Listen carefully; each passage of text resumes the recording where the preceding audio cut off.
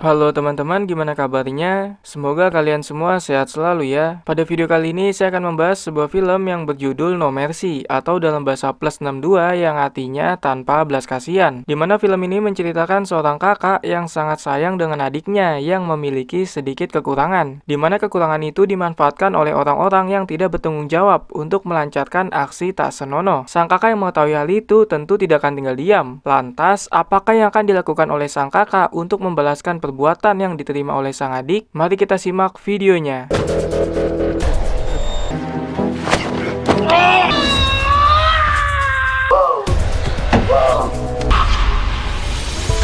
Film dibuka dengan memperlihatkan seorang perempuan yang kita sebut saja sebagai Eoni yang baru saja keluar dari penjara. Entah terlibat dengan kasus apa, namun yang pasti dia masuk ke dalam penjara bukan karena kasus seperti si anak Rubicon. Lalu tujuan Eoni setelah bebas adalah mendatangi rumah adiknya yang sangat dia sayangi.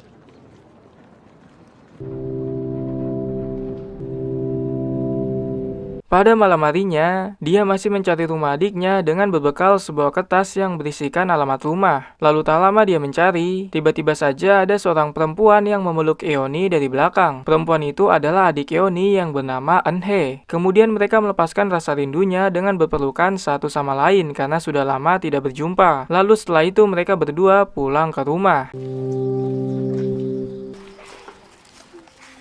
금방이지?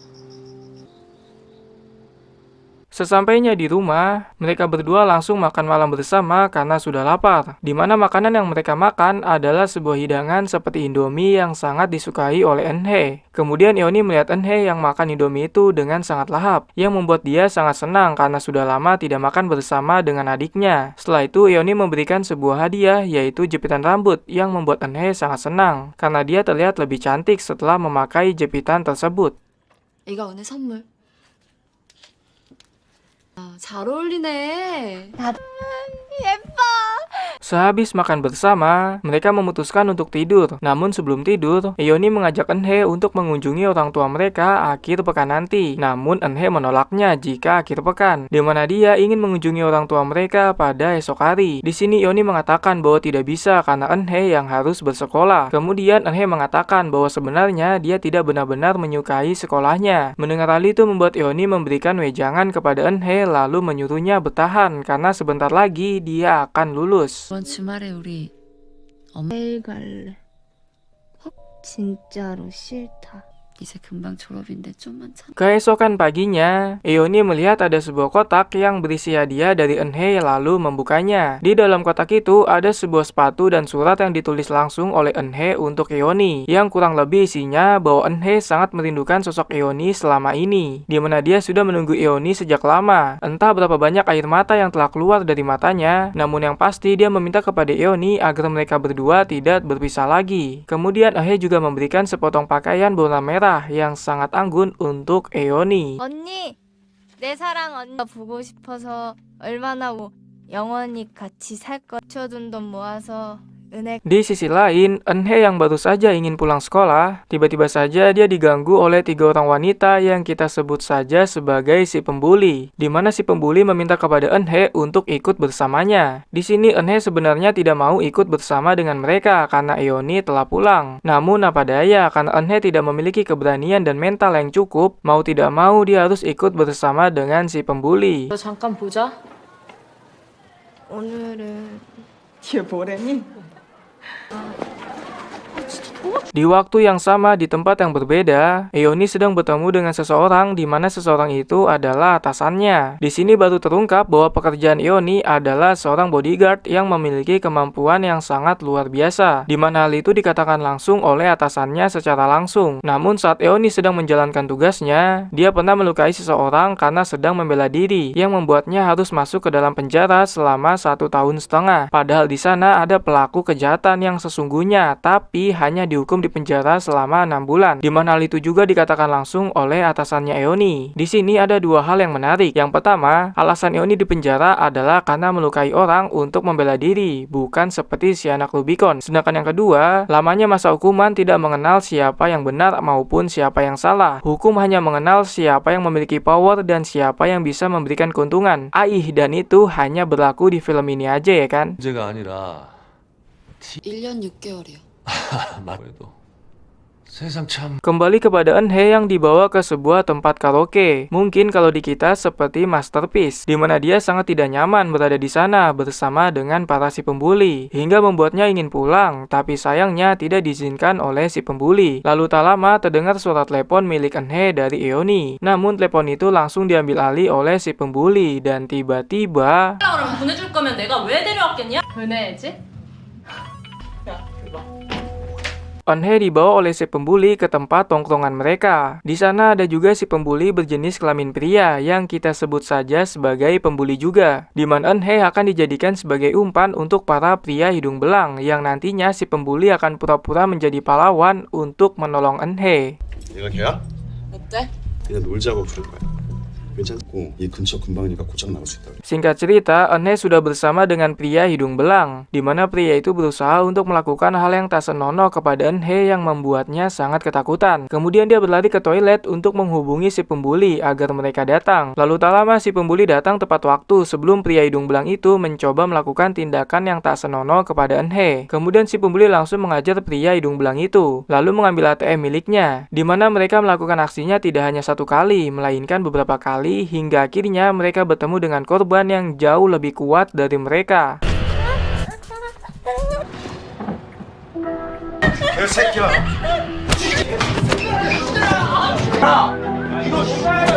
Di sisi lain, Eoni sedang menunggu Eunhae yang dari kemarin belum pulang. Kemudian dia menghubungi nomor handphone Eunhae namun tidak ada jawaban, yang membuatnya semakin khawatir lalu memutuskan untuk mendatangi sekolahnya. Di sana, Eoni langsung mendatangi ruang kelasnya Eunhae, tapi sayangnya Eunhae juga tidak ada di sana. Kemudian Eoni melanjutkan dengan mendatangi wali kelasnya Eunhae, tapi sayangnya dia juga tidak mengetahui informasi sedikit pun tentang Eunhae. Tak hanya itu, Eoni juga disalahkan atas hilangnya Eunhae oleh sang wali kelas, di mana Eoni dinilai tidak kompeten oleh sang wali kelas dalam menjaga adiknya sendiri, padahal dia mengetahui bahwa adiknya memiliki sedikit kekurangan.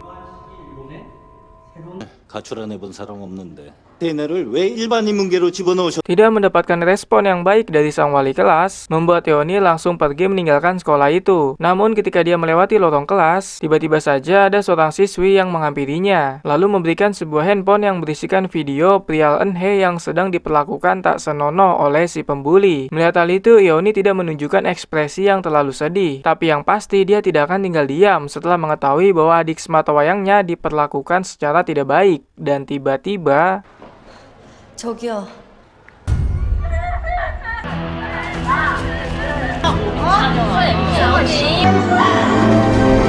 Eoni langsung mendatangi si pembuli ketika mereka sedang berada di dalam toilet, di mana dia langsung menanyakan perihal keberadaan Eunhae saat ini kepada si pembuli. Namun sayangnya si pembuli tidak kooperatif, yang membuat Eoni langsung memberikan sedikit pelajaran kepada mereka. Hingga akhirnya salah seorang dari mereka membawa Eoni ke tempat si pembuli pria, di mana di sana Eoni langsung mengajar pria itu untuk memberitahu perihal keberadaan adiknya. 은혜 어딨어?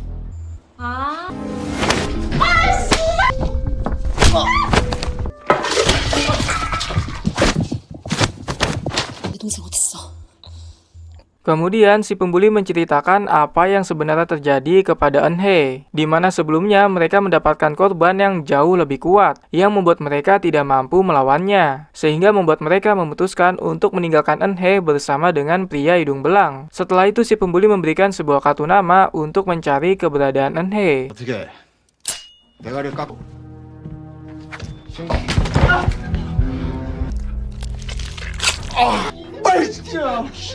Setelah mendapatkan kartu nama dari si pembuli, Eoni langsung mencoba beberapa kali menghubungi nomor telepon yang tertera di kartu nama tersebut. Tapi sayangnya nomor tersebut tidak bisa dihubungi karena sudah di luar jam operasional. Kemudian Eoni mencoba menghubungi kantor polisi untuk memberitahukan bahwa adiknya telah diculik oleh seseorang. Namun sayangnya respon yang dia dapatkan terlalu bertele-tele, di mana pihak dari kantor polisi menyuruh Eoni untuk mengikuti prosedur yang berlaku. Hingga akhirnya membuat Eoni memutuskan untuk bergerak sendiri dalam mencari Eunhae yang diculik. 동생 연락이 안 되고요. 그것도 저희가 아니라 실종 상황 파악부터 좀 하시고 서류 작성. 어떤 나쁜 새끼가 데려간 거라고요.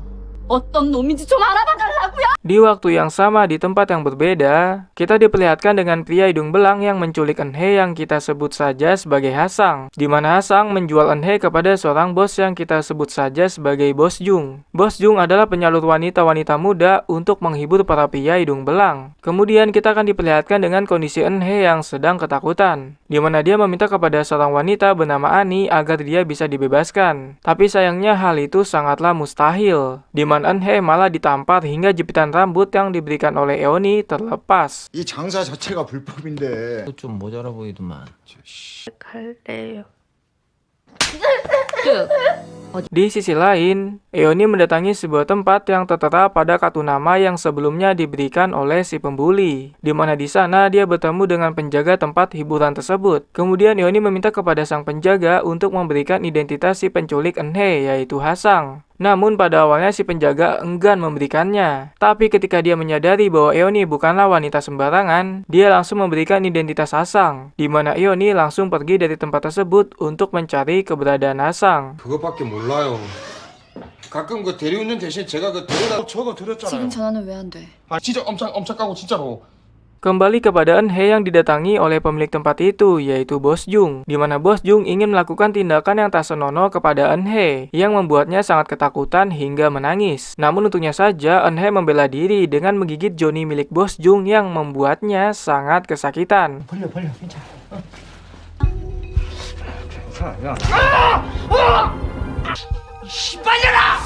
Di waktu yang sama, Eoni telah berhasil menemukan mobil milik Hasang di sebuah basement, di mana dia langsung menunggu Hasang dengan sangat lama, hingga membuatnya ketiduran. Namun untungnya saja, ketika Hasang mendatangi mobilnya, Eoni langsung terbangun lalu mengikuti Hasang dari belakang. Lalu saat berada di suatu jalan yang tidak ramai, Eoni menghubungi Hasang lewat telepon, di mana dia langsung menanyakan perihal keberadaan adiknya. Namun sayangnya, Hasang tidak kooperatif yang membuat Eoni sangat kesal, dan tiba-tiba 지금 어딨어? 그거 알 필요 없고 내 동생 지금 어딨냐고! Eoni langsung menabrak mobil Hasang dari belakang yang membuat mereka langsung berhenti. Di mana Eoni langsung memanfaatkan hal itu untuk membuat Hasang pingsan dengan menggunakan stand gun. Setelah pingsan, Eoni langsung mengikat leher Hasang dengan menggunakan sebuah tali. Lalu ketika Hasang terbangun, Eoni langsung bertanya perihal keberadaan adiknya. Namun sayangnya Hasang tetap tidak kooperatif yang membuat Eoni langsung menarik tali yang mengikat leher Hasang, hingga membuatnya kesulitan untuk bernafas. Kemudian Eoni menyuruh Hasang untuk membawanya ke tempat dia menjual Eunhye. Namun di tengah perjalanan, Hasang melihat celah untuk melepaskan ikatan di lehernya dengan cara menabrakkan mobilnya ke sebuah tumpukan barang. Lalu yang terjadi, 오해가 있는 모양인데 나랑 대카. 아 이거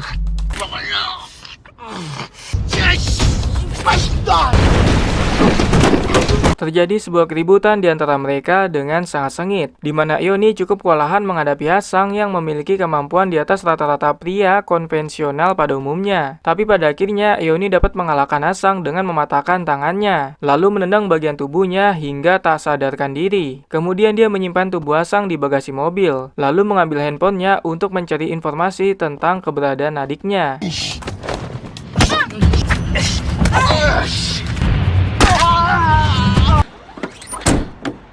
Kemudian Eoni menghubungi salah satu nomor yang ada di HP-nya Hasang, dan nomor tersebut adalah nomor Bos Jung, di mana Eoni mengaku-ngaku sebagai asisten dari Hasang yang diperintahkan untuk menghubungi Bos Jung. Mendengar hal itu membuat Bos Jung nampak percaya. Kemudian Bos Jung mengatakan bahwa dia telah mengirim Eunhye ke tempat lain, yang membuat Eoni seketika itu pula langsung sedih, lalu bertanya perihal kemana adiknya dikirim. Namun di sini Bos Jung tidak menjawab pertanyaan Eoni, di mana dia menyuruh Eoni untuk datang langsung ke tempatnya. Lalu yang terjadi, 여보세요?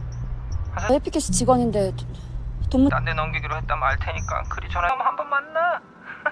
pada saat itu juga Eoni langsung mendatangi tempat Bos Jung, di mana di sana dia bertemu dengan asisten Bos Jung yang bernama Ani, lalu mengajarnya karena dia melihat Ani yang memakai jepitan yang dia berikan kepada Eunhye. Kemudian Eoni meminta kepada Ani untuk mengantarkannya ke ruangan Bos Jung. Sesampainya di sana, dia langsung bertanya perihal keberadaan Eunhye. Namun sayangnya Bos Jung menjawab dengan berkelit-kelit yang membuat Eoni sangat kesal, lalu mengancamnya dengan sebilah pisau. Melihat hal itu membuat Bos Jung tidak gentar sedikit pun, di mana dia memutuskan untuk melawan Eoni yang notabene memiliki kemampuan di atas wanita konvensional pada umumnya. Pada awalnya Bos Jung memang dapat memberikan perlawanan yang cukup sengit, tapi akhirnya Bos Jung dapat dikalahkan oleh Eoni. Kemudian Bos Jung memberikan informasi perihal keberadaan Eunhae kepada Eoni. 납치된 거야. 돈 때문에 팔려온.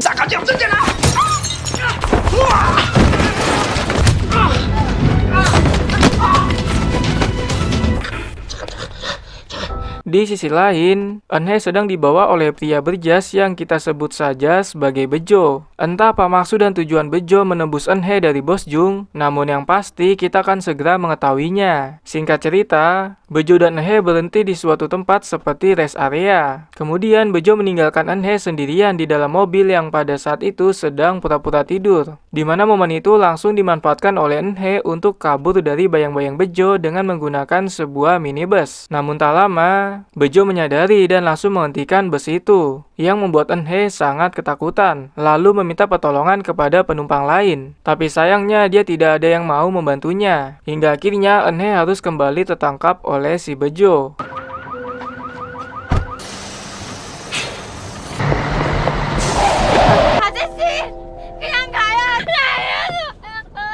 Saat Bejo membawa Eunhae untuk masuk ke dalam mobil, dia sebenarnya sangat kasihan melihatnya yang terus menangis karena ingin bertemu dengan Eoni. Lalu tak lama, Bejo dihubungi oleh bosnya yang sebentar lagi akan kita ketahui namanya, di mana sang bos meminta kepada Bejo untuk mengantarkan Eunhae ke tempat yang sudah mereka sepakati. Di sini sedikit terungkap bahwa sang bos bukanlah orang biasa, melainkan seseorang yang memiliki cuan dan juga power yang bisa mempengaruhi orang lain.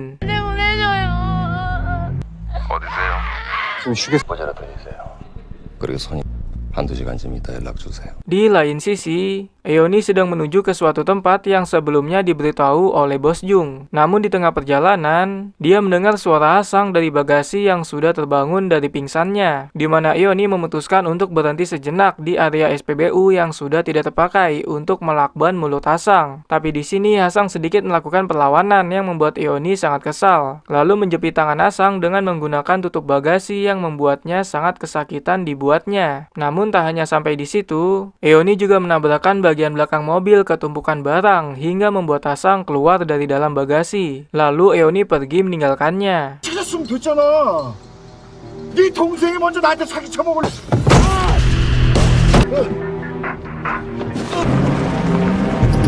Di waktu yang sama di tempat yang berbeda, Bejo membawa Eunhae ke sebuah gedung kosong tak berpenghuni. Di sana Bejo flashback ke masa lalunya, di mana sebelumnya dia telah diperintahkan oleh bosnya untuk mencari tahu keberadaan Eoni melalui adiknya yaitu Eunhae untuk membunuhnya. Pada saat itu sebenarnya Bejo sudah mengetahui keberadaan Eoni dan Eunhae, namun dia enggan memberitahu kepada bosnya. Namun ketika sang bos menemukan secerca informasi terkait keberadaan Eoni dan Eunhae, dia kembali menugaskan Bejo untuk mencari dan membawa Eoni dan Eunhae ke hadapannya. Di mana sebelum melakukan tugasnya, Bejo sudah diperingatkan oleh bosnya untuk tidak gagal lagi seperti sebelumnya. Di sini kita dapat mengetahui bahwa Bejo sebenarnya adalah orang yang baik.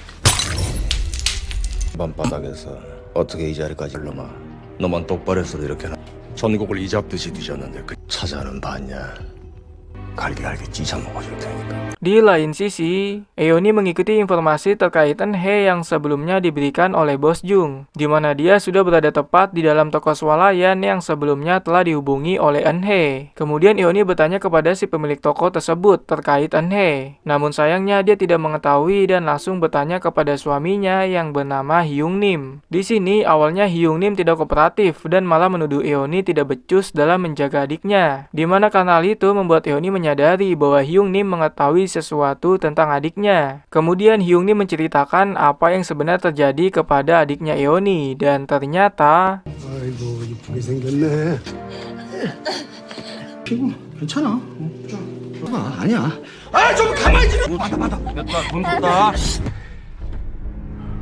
Hyung Nim dan kedua temannya telah melakukan aksi tak senonoh kepada Eunhae. Mendengar hal itu membuat istrinya dan Eoni sangat sedih, di mana istri Hyung Nim langsung meninggalkan suaminya. Sedangkan Eoni memanfaatkan hal itu untuk membalaskan semua perbuatan yang telah dilakukan oleh Hyung Nim kepada adiknya, dengan cara menjepit jarinya di sebuah pintu toko hingga terputus. Sumpah ini lumayan sadis juga, friend. Tapi kenapa nggak kepalanya aja ya sekalian? 이거 좀 놓고 저러만 받았다고 이 씨.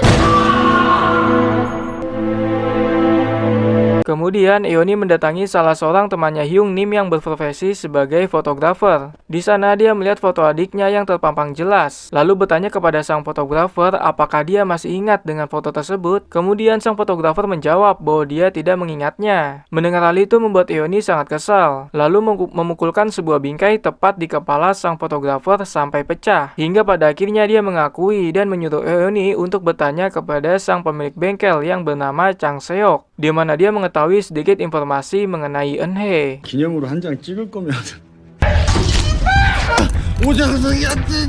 Lalu tak lama, Eoni sudah sampai di bengkel Chang Seok dengan mimik wajah yang penuh dendam, di mana dia langsung menghampiri Chang Seok dengan membawa sebuah palu yang sudah diperkuat oleh Thor Odinson. Kemudian Eoni langsung menghantam tangan Chang Seok hingga mengeluarkan banyak sekali darah yang membuatnya menjerit kesakitan. Lalu bertanya perihal adiknya, di mana Chang Seok langsung menjawab dengan sejujur-jujurnya informasi yang dia ketahui, bahwa Eunhye sudah dibawa oleh seorang pria yang disuruh oleh seorang politisi, dan pria itu dan tak lain dan tak bukan adalah si Bejo, yang artinya bahwa Bejo disuruh oleh seorang politisi yang tentunya memiliki power yang sangat kuat, tapi suka salah menggunakan kekuatan jabatan yang dimilikinya, dan ternyata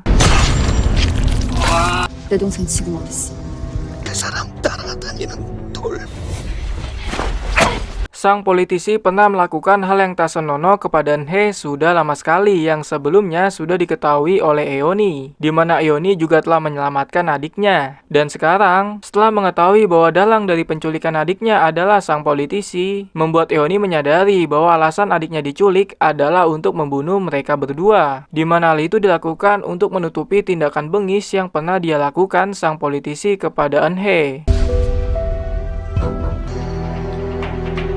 Kembali kepada Eoni yang bertanya kepada Chang Seok kenapa dia begitu tega melakukan tindakan jahat kepada adiknya. Namun sayangnya Chang Seok tidak memberikan jawaban yang membuat Eoni puas, hingga membuatnya harus terbunuh di tangan Eoni dengan cukup tragis. 우리 딸 같은 애. Setelah itu, Eoni langsung menghubungi nomor handphone Bejo yang sebelumnya diberitahui oleh Chang Seok, di mana dia langsung bertanya perihal keberadaan adiknya dan Bejo, sambil mengancam akan membunuh bosnya Bejo yang ternyata memiliki nama Yongchun, yang membuat Bejo mau tidak mau harus memberikan alamatnya kepada Eoni. Kemudian Eoni langsung mendatangi sebuah alamat yang diberikan oleh Bejo, yang ternyata alamat itu adalah alamat bosnya sendiri, yaitu Yongchun. 내 동생 데리고 있어. 되면 도대체 원하는 박영춘이 어디 있는지는 알겠지. 내가 동생 찾으러 갈 때까지. Kemudian Eoni langsung menyelinap masuk ke dalam. Namun sayangnya dia ketahuan oleh salah satu ajudan Yongchun, yang membuat Eoni langsung melumpuhkan ajudan itu dengan menggunakan sebuah stun gun. Setelah itu Eoni kembali melakukan aksinya dengan menyelinap masuk ke dalam kamarnya Yongchun yang pada saat itu sedang beristirahat, di mana dia langsung menodongkan pistol ke arah kepala Yongchun. Tapi tak lama Yongchun terbangun yang membuat Eoni langsung bertanya perihal keberadaan adiknya. Namun sayangnya Yongchun tidak kooperatif sehingga Eoni terus mendesaknya, hingga tiba saatnya ketika Eoni lengah yang langsung dimanfaatkan oleh Yongchun untuk memberikan perlawanan sambil memanggil para ajudannya. 내 동생 어딨어? 내 눈깔 찌르냐? Lalu tak lama datanglah semua ajudan Yongchun yang membuat jiwa adrenalin Eoni langsung mendidih, di mana dia langsung menghajar mereka semua dengan penuh amarah. Meskipun sebenarnya Eoni sempat kewalahan menghadapi mereka semua, namun untungnya saja Eoni bukanlah wanita konvensional pada umumnya, di mana dia memiliki kemampuan yang cukup untuk mengalahkan beberapa pria ajudan, yang membuat Yongchun seketika itu pula langsung melarikan diri.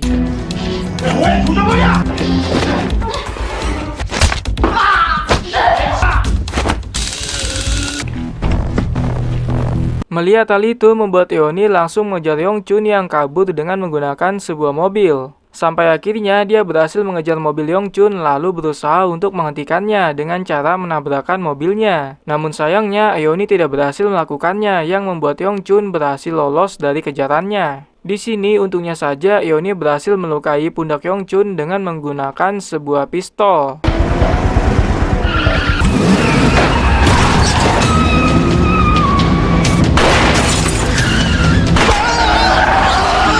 Setelah berhasil meloloskan diri dari Eoni, Yongchun langsung menghubungi Bejo untuk membunuh Eunhye, yang membuat Bejo seketika itu pula menjadi bingung. Sampai akhirnya Bejo memutuskan untuk membelot dari bosnya sendiri dengan memberitahu Eoni mengenai lokasi keberadaan adiknya dan akan bertemu di sana. Namun sebelum hal itu terjadi, Yongchun sudah menyadari bahwa Bejo telah membelot darinya yang membuat dia sangat kesal lalu membunuhnya. Yang artinya bahwa Eunhye kali ini sudah berada di tangan Yongchun. 알려졌냐?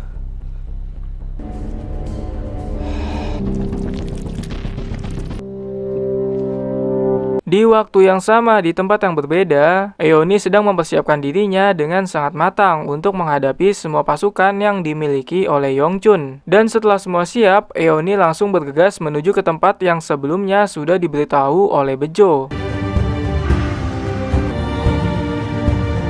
Di sisi lain, Yongchun juga sudah mempersiapkan semua ajudan yang dia miliki untuk menyambut kedatangan Eoni. Lalu tak lama datang Eoni yang langsung menabrakkan mobilnya ke arah semua ajudan Yongchun. Sampai akhirnya terjadilah sebuah perkelahian yang sebenarnya tidak cukup sebanding, di mana Eoni menghadapi kurang lebih selusin pria yang tentunya memiliki kemampuan. Tapi dengan sangat epiknya, dia mampu memberikan perlawanan yang cukup sengit. Meskipun sebenarnya dia sempat kewalahan menghadapi mereka semua. Namun untungnya saja dia kembali bersemangat karena ada adiknya yang harus dia selamatkan.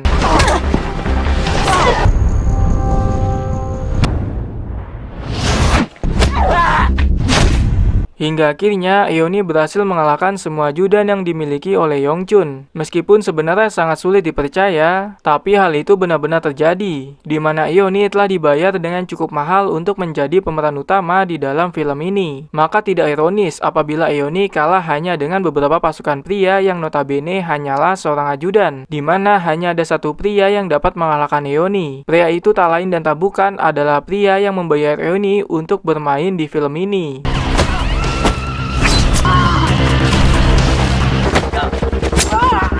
Setelah mengalahkan semua ajudan Yongchun, sampailah pada raja terakhir yaitu Yongchun sendiri, di mana Eoni menghadapinya dengan cukup kesulitan karena dia sudah sangat kelelahan. Namun pada akhirnya dia berhasil mengalahkan Yongchun dengan cukup tragis, di mana dia menghajarnya hingga mati dan film pun berakhir.